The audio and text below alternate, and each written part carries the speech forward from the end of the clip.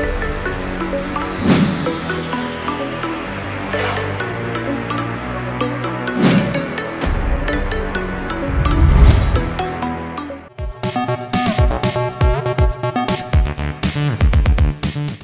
Hello welcome to best of the day. మరి ఈ రోజు మన బెస్ట్ ఆఫ్ ది డేలో కొత్త విశేషాలతో పాటు కొన్ని ఆసక్తిమైన నిజాలు మరియు చరిత్రలో ఈ రోజు జరిగిన ముఖ్య సంఘటనల గురించి తెలుసుకుందాం. మరింత కలిసి లెట్స్ స్టార్ట్ ది ప్రోగ్రామ్.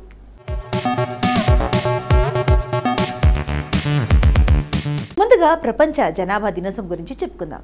దశాబ్దాలుగా ప్రపంచ జనాభా ఎంత వేగంగా పెరుగుతుందో, అధిక జనాభా కారణంగా ఎదురయ్యే సమస్యలు ఏమిటో, పర్యావరణపై జనాభా ప్రభావం ఏంటి, ఇతర సమస్యలపై అవగాహన కల్పించేందుకు ప్రతి ఏటా జూలై 11న ప్రపంచ జనాభా దినోత్సవం జరుపుకుంటాం. దీనిలో భాగంగా కుటుంబ నియంత్రణ, లింగ సమానత్వం, పేదరికం, ప్రస్తుతి ఆరోగ్యం, మానవ హక్కుల వంటి వివిధ జనాభా సమస్యలపై పాఠశాలలు, కాలేజీలలో అవగాహన కల్పించేందుకు ప్రతి ఏటా సెమినార్లు, వ్యాసరచన పోటీలు, సమావేశాలను కూడా నిర్వహిస్తారు. ఫలితంగా జనాభా సమస్యలపై దృష్టి కేంద్రీకరించడానికి అవకాశం కలుగుతుంది.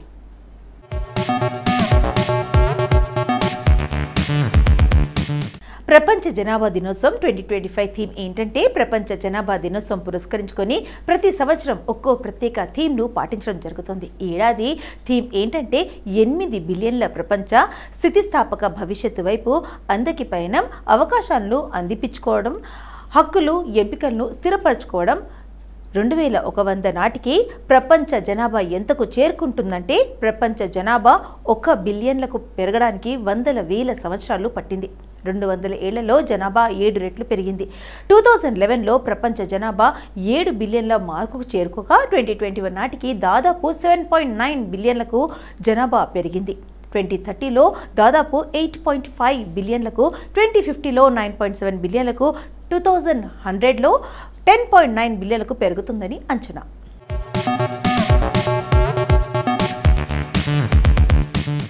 ప్రపంచ జనాభా దినోత్సవం ఎప్పటి నుంచి ప్రారంభమైంది? జూలై 11, 1989 నుంచి వరల్డ్ పాపులేషన్ డే జరుపుకోవడం ప్రారంభించారు. ఆ లెక్కన ఈ ఏడాది అంటే 2025 నాటికి 36వ ప్రపంచ జనాభా దినోత్సవాన్ని జరుపుకుంటున్నాం. 1989లో ఐక్యరాజ్య సమితి పాలక మండలి దీన్ని ఏర్పాటు చేసింది. జూలై 11, 1987 నాటికి ప్రపంచ జనాభా 5 బిలియన్ల మందికి చేరుకుంది. ప్రపంచ జనాభా 5 బిలియన్లకు పైగా పెరుగుతున్న సందర్భంగా ఐక్యరాజ్య సమితి దీన్ని ఏర్పాటు చేసింది. ప్రముఖులు ఏమంటున్నారు? ప్రపంచ జనాభాలో దాదాపు సగం మంది గ్రామీణ ప్రాంతాల్లో నివసిస్తున్నారు. వారిలో పేదరికంలో ఉన్నవారే ఎక్కువ. మానవ అభివృద్ధిలో ఇటువంటి అసమతులు అశాంతికి హింసగల ప్రధాన కారణాల్లో ఒకటి. ఏపీజే అబ్దుల్ కలాం మహిళా నాయకురాలిగా భిన్నమైన నాయకత్వాన్ని తీసుకువచ్చాను. మహిళల సమస్యలపై నాకు ఆసక్తి ఉంది.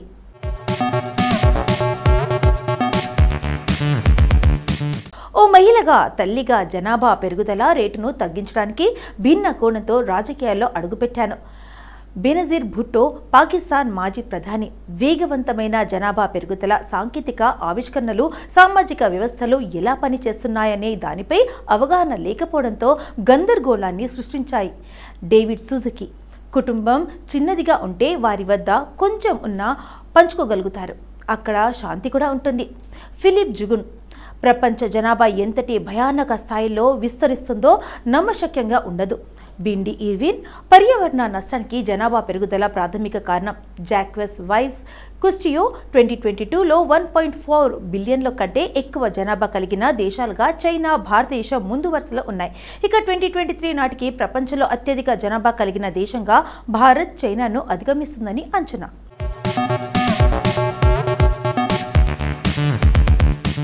ఇప్పటిదాకా ప్రపంచ జనాభా దినోత్సవం గురించి మనకు తెలియని కొన్ని ఆసక్తికరమైన నిజాలు తెలుసుకున్నాం కదా. మరి ఇప్పుడు తెలంగాణ ఇంజనీర్ల దినోత్సవం గురించి చెప్పుకుందాం.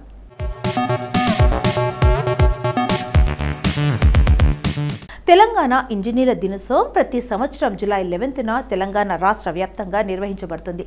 హైదరాబాద్కు చెందిన ఇంజనీరు అలీ నవాజ్ జంగ్ బహదూర్ జన్మదినమైన జూలై 11న తెలంగాణ ప్రభుత్వం 2014లో తెలంగాణ ఇంజనీర్ల దినోత్సవంగా ప్రకటించి ఆయన జయంత్యుత్సవాలను ఎర్రమంజిల్లోని జలసౌధాలో ఘనంగా జరిపింది. నవాబ్ అలీ నవాజ్ జంగ్ బహదూర్ హైదరాబాద్కు చెందిన ఇంజనీరు. ఈయన 1877 జూలై 11న హైదరాబాద్లోని ఒక మధ్యతరగతి కుటుంబంలో జన్మించారు. తెలంగాణ నీటి పారుదల పితామహుడిగాను తెలంగాణ ఆర్డర్ కాటన్గా అభివర్ణించబడిన నవాబ్ అలీ నవాజ్ జంగ్ బహదూర్ అప్పటికి హైదరాబాద్ రాజ్యంలో అనేక నీటి పారుదల ప్రాజెక్టులకు రూపకల్పన చేసి నిర్మించాడు.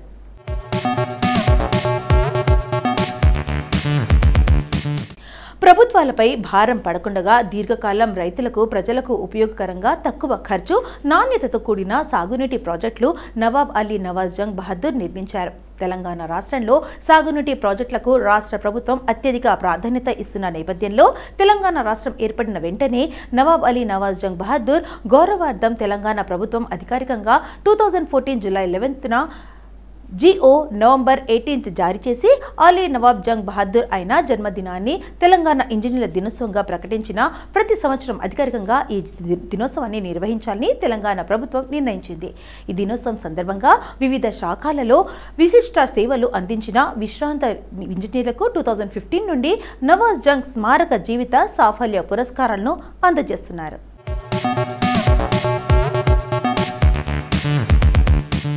ఇప్పటి వరకు తెలంగాణ ఇంజనీర్ల దినోత్సవం గురించి మనకు తెలియని కొన్ని ఆసక్తికరమైన నిజాలు తెలుసుకున్నాం కదా. మరి జూలై 11న ఒక్కసారి చరిత్రలోకి వెళ్ళి చూస్తే ఎంతోమంది ప్రముఖుల జన్మాలు జరిగాయి. మరొకసారి చరిత్ర పుటలోకి వెళ్ళి నేడు జన్మించిన ప్రముఖులు ఎవరో తెలుసుకుందాం రండి.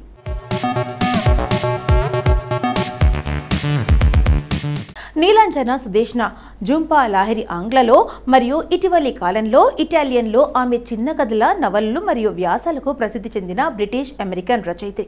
ఆమె తొలి చిన్న కథల సంకలనం ఇంటర్ప్రిటర్ ఆఫ్ మాల్డీవ్స్ కల్పనకు పులిట్జర్ బహుమతి మరియు పెన్ హెమింగ్వే అవార్డును గెలుచుకుంది. ఆమె మొదటి నవల్ ది నేమ్ సేక్ అదే పేరుతో ప్రసిద్ధి చలనచిత్రంగా మార్చబడింది.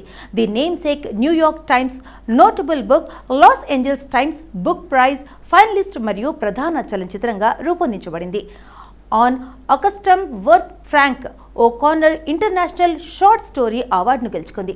లాహిరి భారతదేశంలోని పశ్చిమ బెంగాల్ నుండి వలస వచ్చిన భారతీయుల కుమార్తెగా లండన్లో జూలై 11, 1967న జన్మించారు.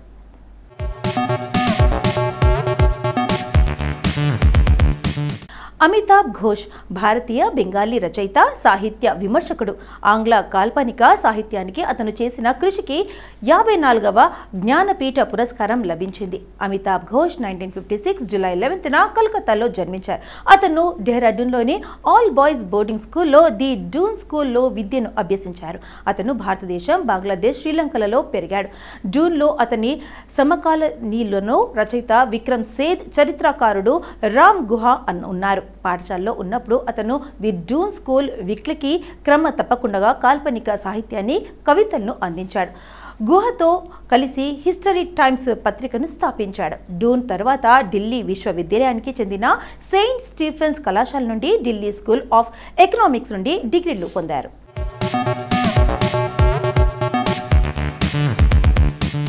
బాలా ఒక భారతీయ చలనచిత్ర దర్శకుడు, స్క్రీన్ రైటర్ మరియు చిత్ర నిర్మాత. తమిళ సినిమాల్లో పనిచేస్తున్నారు.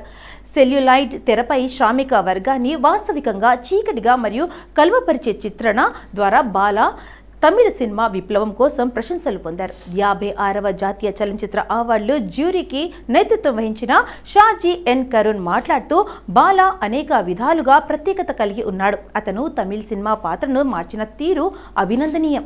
చాలా మంది ప్రయత్నించారు. కొత్త తరం చిత్ర నిర్మాతల్లో ఒక మార్పు, తమిళ సినిమా దృక్పథం మరియు విధానంలో మార్పు తీసుకురావడంలో బాలా ముందుంటాడు. బాలా పళనిస్వామి జూలై 11, 1966న నారాయణ దేవన్ పట్టి, ఉత్తమ పాళయం, తేని, తమిళనాడులో జన్మించారు.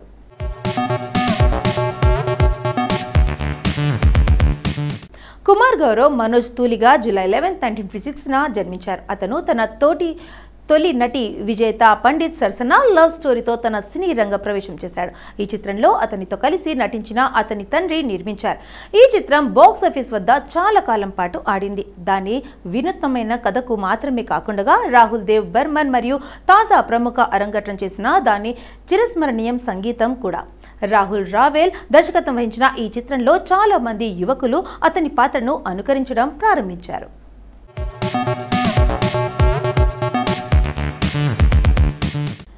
యానమండ్ర వెంకట సుబ్రహ్మణ్య శర్మ మణి శర్మగా ప్రసిద్ధి పొందిన తెలుగు తమిళ సినీ సంగీత దర్శకుడు.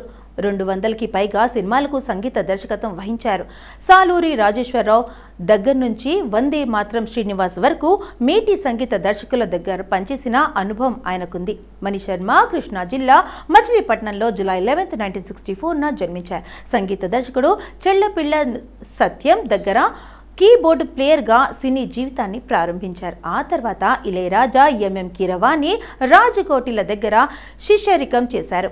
ఏఆర్ రెహమాన్తో కలిసి కీబోర్డ్ సహాయకుడిగా పనిచేశారు. అప్పట్లో దక్షిణాది సినిమాలన్నింటికీ రికార్డింగ్లకి అప్పట్లో మద్రాసీ కేంద్రం కాబట్టే అన్ని భాషల సినిమాలకి ఎందరో మహానుభావులైన సంగీత దర్శకుల దగ్గర పనిచేసే అవకాశం వచ్చింది. కీరవాణి మొదటి సినిమా నుంచి ఆయన ప్రతి సినిమాకి పనిచేశాడు.